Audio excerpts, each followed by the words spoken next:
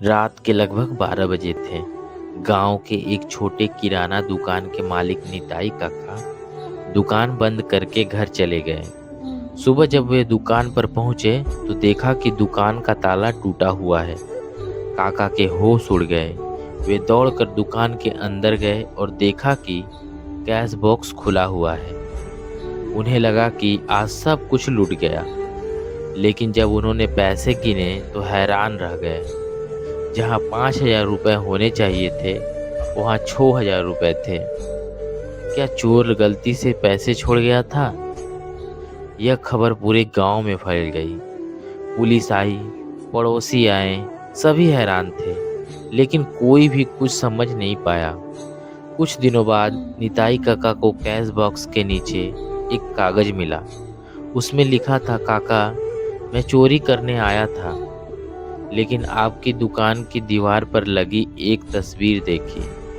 उस तस्वीर में आप एक बुजुर्ग महिला को बिना पैसे लिए चावल दे रहे थे और वह आपको हाथ उठाकर आशीर्वाद दे रही थी।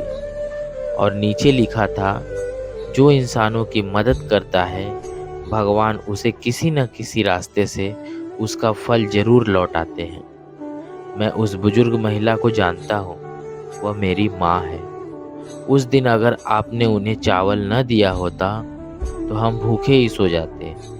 इसीलिए आज मैं चोरी नहीं कर पाया, बल्कि अपनी बचाई हुई 1,000 रुपये की रकम भी यहीं छोड़ गया। मुझे माफ़ कर दीजिए। एक असफल चोर।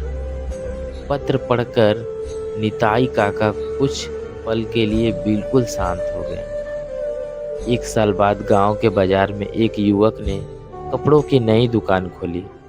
दुकान के उद्घाटन के दिन बाजार के सभी दुकानदार वहां मौजूद थे।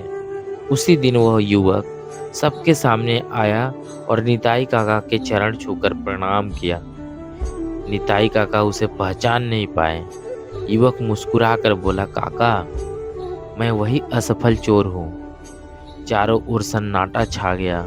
युवक ने कहा, उस दिन अगर मुझे आपके अच्छे काम के बारे में पता न चलता तो शायद मैं हमेशा के लिए एक चोर बन जाता।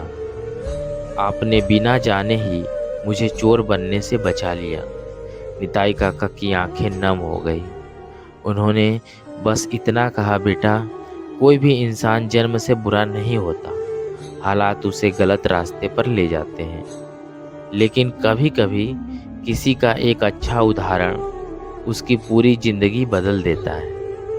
उस दिन बाजार में मौजूद हर व्यक्ति अपने साथ एक अनमोल सीख लेकर लौट गया। लेख केया दास।